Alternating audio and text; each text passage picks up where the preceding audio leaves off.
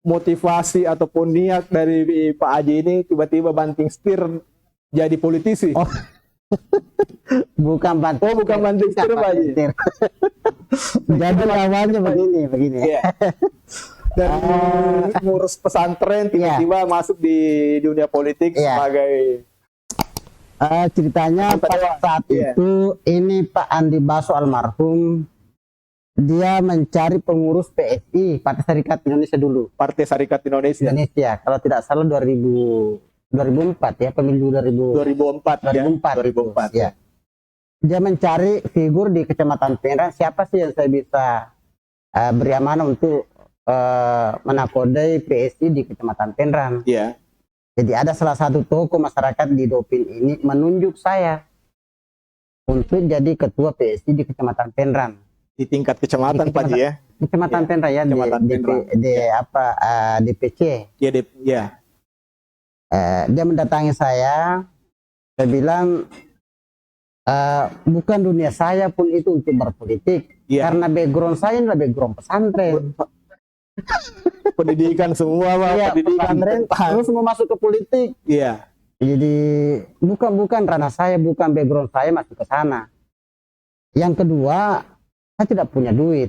Iya, betul. Ya, karena namanya kegiatan seperti ini pasti butuh kos. Pada saat itu kan masih merintis membangun pesantrennya, Pak Haji. 2003 maupun 2004 ya. 2004. Saya bilang saya tidak punya modal, saya tidak punya jaringan begitu luas, sehingga tapi ananya beliau masuk dikit saja nih. Iya. Personal yang lainnya nanti kita lah. Kata Pak almarhum ini. Nah, makanya saya masuklah karena saya tidak mau mengecewakan beliau. Ternyata setelah saya dimasukkan pengurus, dia masukkan nama saya sebagai caleg, calon anggota legislatif, calon anggota DPR PSI. Iya. Seingat saya pada saat itu masih nomor urut. Masih sistem nomor urut ya, betul. Nomor urut. Nah, jadi dia masukkan nama saya di urutan kedua. Urutan pertama ini itu ada orang tua kita yang dari Kecamatan Sajuangin. Iya. Nah, ternyata setelah berjalan pemilihan, sebelum pemilihan ada komitmen bersama semua caleg PSI pada saat itu yang tidak mencapai BPP bilangan pembagi pemilih, maka itu akan diadakan pergantian antar waktu. Ya, ternyata secara internal itu secara internal PSI itu karena sistem nomor urut. Undang-undang pemilu kita mengatur bahwa caleg terpilih itu adalah nomor urut 1, 2 dan seterusnya, Pak Haji ya. Biar satu suaranya, tetapi dia nomor satu dia masuk terpilih ya, betul. Itu yang terjadi, makanya dibuatkanlah aturan internal. Kalau tidak mencapai BPP maka itu akan diadakan pergantian antar waktu. Ternyata setelah berjalan pemilihan, ternyata suara saya itu 900 lebih. Pada tahun 2004 itu, 2004. Luar biasa. Ya, 2004. Nomor urut 1 ini itu kurang lebih 300 ya. Sehingga kalau diakumulasi dengan secara keseluruhan maka PSI dapat satu kursi. Walaupun seingat saya kursi terakhir. Lebih baik hampir duduk daripada hampir tidak duduk, Pak Haji. Dari situ bakalannya sehingga PSI dapat satu kursi. Ya. Alhamdulillah pergantian antar waktu dengan komitmen awal, walaupun itu pada tahun ketiga baru pergantian antar waktu. Iya. Dari situ nih saya masuk di ranah politik. Jadi pada awalnya saya tidak punya niat untuk masuk ke dunia politik. Ya, tapi hanya karena diarahkan dari teman-teman sehingga ya saya bergabung ke dunia politik. Jadi inilah manfaatnya membangun silaturahmi. Jadi saya berbanyak teman, jaringan di mana-mana sehingga mendukung langkah politik Pak Haji menuju parlemen di DPRD Kabupaten Wajo. Karena pada saat itu beda sekali dengan kondisi sekarang. Iya. Saat itu tidak ada istilah kampanye balik apa sekarang. Iya, betul, masih sangat terbatas. Terbatas sekali. Nah, hanya kita karena mungkin sistem pemilunya, Pak Haji. Ya, sistem pemilu. Karena dia nomor urut sehingga tidak terlalu keras pertarungan caleg internal antar partai segala macam itu, Pak Haji ya. Nah, dari PSI kemudian kalau tidak salah sekarang ini kan di PKS. Ya, PKS. Ya. Kenapa tiba-tiba ke PKS, Pak? 2004 2009 PSI, 2009 ke 2014 ya. masih PSI, masih bertahan PSI, tetapi ada aturan Ya. pada saat itu PSI tidak lolos ke masuk sebagai peserta pemilu. Syarat-syarat tidak dipenuhi sehingga tidak lolos secara nasional. Oh, tidak memenuhi persyaratan sebagai partai peserta pemilu ya? Ya, tidak memenuhi Iya, syarat. iya. Sehingga saya bergabung ke PKS, Partai Keadilan Sejahtera. Itu sudah alhamdulillah sudah masuk 2 periode juga. Mengurus pesantren ini bagaimana cara membagi waktunya, Pak Haji? Jadi mengurus pesantren ada leader yang saya siapkan untuk menetap di pesantren, tinggal saya pantau perkembangan pesantren dan tiap bulan tetap saya manfaatkan untuk rapat evaluasi. Jadi tetap ada manajemen yang mengurus Pak Haji ya? Ada ya. Ada mengurusnya ya. Ini. Setiap bulannya saya adakan rapat untuk mengevaluasi dalam 1 bulan itu. Jadi tetap saya kontrol terus pada saat libur. Sekarang di komisi berapa, Pak Haji? Saya di komisi 4. Di komisi 4 itu membidangi masalah kesejahteraan.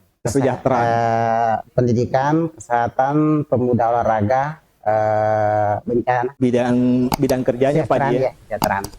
Termasuk pendidikan Pak Haji ya? Saya kira klop dengan dunia Pak Haji juga ya, dengan pesantren. Ya. Nah, bagaimana Pak Haji melihat dunia pendidikan kita sekarang ini? Jadi bicara dunia pendidikan, saya kira dengan era pandemi COVID ini tentu kita sangat prihatin dengan kondisi anak-anak kita sekarang. Sudah hampir kurang lebih setahun ini belajar dari sekolah. Ini semuanya anak-anak belajar dari rumah. Nah, setelah diadakan survei kemarin, ya saya bicara di pesantren saya ya. Ya. Selama pandemi ini dari kurang lebih 500 anak-anak ini itu hanya yang aktif pembelajarannya kurang lebih 40%. 40%. Ada 60% anak-anak ini yang saya tidak tahu apakah tidak aktif HP-nya atau gimana, apakah tidak ada jaringan. Nah, sehingga ini yang sangat mengkhawatirkan anak kita sekarang di pelosok-pelosok, bukan hanya di pelosok, hampir semua daerah lah, karena dengan kondisi pembelajaran yang secara daring itu Pak Haji ini yang tidak memungkinkan ya, tidak memungkinkan. Kita di dunia pesantren setiap hari, setiap saat kita berikan pencerahan kepada anak-anak kita sebelum masuk belajar maupun sebelum pulang ke rumahnya masing-masing. Itu setiap hari kita adakan pencerahan ya. Tetapi sekarang ini itu semuanya sudah tidak ada lagi. Malah kita larang anak-anak bawa HP kemarin, tetapi sekarang ini justru dia berhadapan dengan HP. Jadi senjata utamanya sekarang belajar harus pakai HP. Iya. Ini sangat-sangat memprihatinkan pendidikan kita sekarang ini dengan COVID-19 ini. Terus apa kebijakan pemerintah kabupaten Pak terkait dengan masalah pendidikan kita ini? Dengan pandemi COVID-19 dengan kondisi seperti yang Pak Haji tadi sampaikan. Iya. Saya kira pemerintah kabupaten dalam hal ini pendidikan tetap mengacu kepada peraturan pendidikan nasional, keputusan bersama menteri, ya, terkait masalah pembelajaran dari rumah, pembelajaran daring. Tetap anak-anak belajar dari rumah, guru memberikan tugas-tugasnya lewat daring, tetapi sekali lagi itu saya kira tidak optimal sekali. Tidak optimal, tidak efektif Pak Haji. Tidak efektif dengan kondisi daerah kita. Ya. Saya kira kalau di kota oke lah karena memang semuanya serba IT. Ya. Tetapi di kampung-kampung, di daerah-daerah, di pelosok-pelosok itu saya kira masih banyak. Jangankan mengoperasikan HP, punya HP pun belum dimiliki. Belum tentu dimiliki. Sehingga inilah keprihatinan kita. Punya lagi, jaringan lagi tidak ada. Jaringan di daerah-daerah. Ya. Saya kira ini sangat memprihatinkan ya.